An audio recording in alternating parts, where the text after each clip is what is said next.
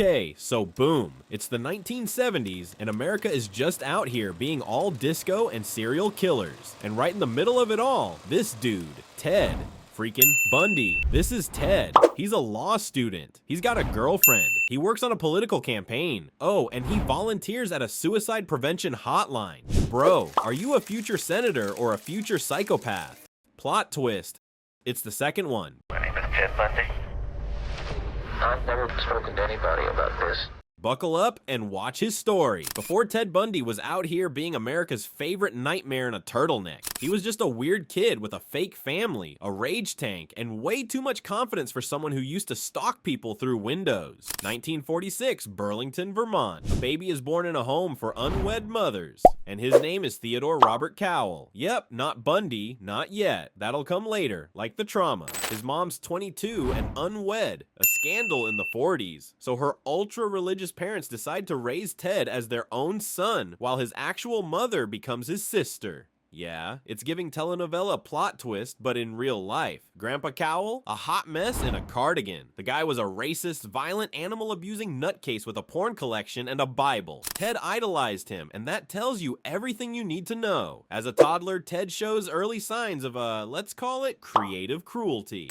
Age 3, he lines kitchen knives around his aunt while she's sleeping. Age 7, he's out in the woods dissecting animals like he's auditioning for a horror film. Swimming with other kids, he tries to drown them like, oops, just a prank, bro. But here's the kicker. No one stopped him. Why? Because he was quiet, polite, such a nice boy. The family moves to Tacoma, Washington, where Ted eventually gets the last name Bundy after his mom marries Johnny Bundy. But Ted? Nah. He thought his stepdad was beneath him. He'd rather read detective novels and imagine himself as the killer, not the cop. Ted hits his teen years, and surprise, he's socially awkward, has zero close friends, and is low-key obsessed with watching people through windows at night. Classic red flag stuff, but this was the 1950s, so people just called it boys being boys. Still, he's smart. He gets decent grades, goes to college, studies psychology, oh the irony, and eventually gets into law school. Around this time, he meets the girl who breaks him, Stephanie Brooks, name changed for privacy. She's beautiful, rich, elegant, and so out of his league she might as well be playing a different sport. They date for a while, but she dumps him because she finds him immature and directionless. And that, my friends, is Ted's villain origin story. He spirals, reinvents himself, becomes respectable, and eventually gets her back, only to ghost her.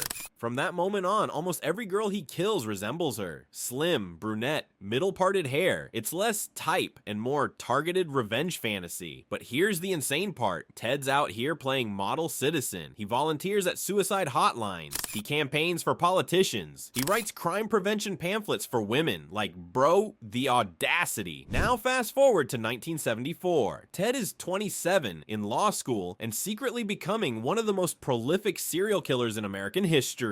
But here's where the nightmare gets classy. Ted doesn't look like a killer. He doesn't act like one. No creepy basement, no trench coat, no manifesto. He's polite, charming, and wears a damn turtleneck like it's sponsored content. Hi, I'm Ted, and I'm here to kill you, but I'll be super nice about it. His secret weapon, his Volkswagen Beetle, a tan-colored death trap where the passenger seat is removed, and in its place is a murder toolkit, crowbar, ice pick ski mask, pantyhose mask, trash bags, rope handcuffs, a freaking Home Depot of horror, and the public completely fooled. Even his own girlfriend Elizabeth Klopfer called the cops and said, my boyfriend might be the guy on the news. Alright, buckle up, because here's where Ted goes full Grand Theft Auto. He gets pulled over in Utah. Inside the car, the I'm Totally a Killer starter pack. Pantyhose mask, crowbar, handcuffs, rope, flashlight, the works. He gets arrested for the attempted kidnapping of Carol Durant, one of the few women who fought back and lived to tell the tale. Okay, so at this point, Ted's been caught, ID'd, and extradited for trial. You'd think he'd panic, hire a lawyer, cry in a corner. But nope. Our guy looks at the justice system and goes, I got this. Because Ted, of course, decides to defend himself in court. Why? Because he's a narcissist with a psychology degree, a law textbook, and a god complex bigger than Kanye's. And you know what? The court lets him. They're like, sure, Ted. Here's a desk, a typewriter, a phone, and unlimited access to the law library. Don't forget to wave at the cameras. So now Ted is living his best legally blonde sociopath edition fantasy, strolling around the courthouse with no handcuffs like he's on a press tour. And then he jumps out the F-King window. No joke. During a recess, he sneaks into the law library, opens a second-story window, and yeets himself out into the Colorado sunshine like a Disney villain with ankle support. He runs straight into the woods, hides out in a hunting cabin, eats food that isn't his, finds a rifle, hikes around like Bear Grylls on meth. Until 5 days later, he gets caught again. So that should be the end, right? Wrong. Fast forward to December 1977. Ted's in a different jail, now in Garfield County. And guess what? He escapes again.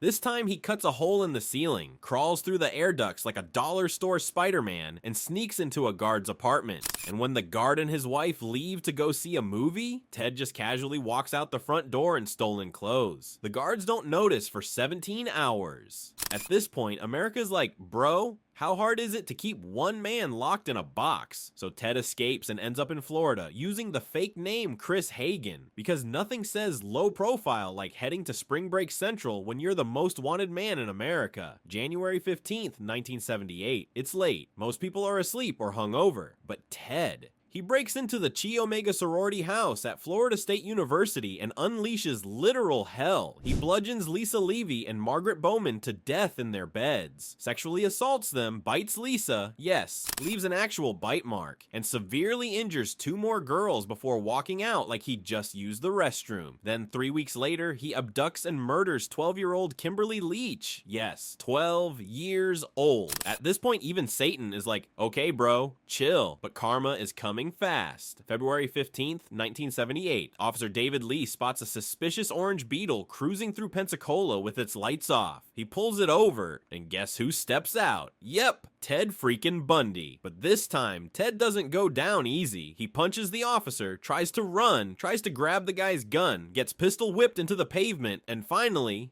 gets arrested for the last time. Now here comes the real show. The trial of Ted Bundy, the miniseries nobody wanted. It's 1979. The entire country is watching, literally. This is the first trial in US history to be nationally televised. Ted, he's soaking it up, flashing smiles, fixing his hair, cross-examining witnesses like he's auditioning for Law and Order, narcissist unit. And here's the insane part. Women are obsessed with him. They show up to court in makeup and miniskirts like they're at a Beatles concert. One girl says, he just doesn't look like someone who could kill anybody. Girl, that's the point. And then it gets dumber. Ted proposes to his girlfriend, Carol Ann Boone, during the trial. Like, hey babe, I know I killed 30+ women, but want to make it official? And she says, yes. They even somehow have a baby while he's on death row? Ted spends 9 years on death row. He files appeals, blames pornography, pretends to find Jesus, tries to delay execution by confessing to more murders. 30 total, though experts say it might be 100+. But by 1989, the court is done playing. January 24th, 1989, Florida State Prison. Ted Bundy is strapped to the electric chair. Outside the prison, a damn party. People are drinking, chanting, selling t-shirts that say, "Burn Bundy Burn," and lighting fireworks like it's the 4th of July.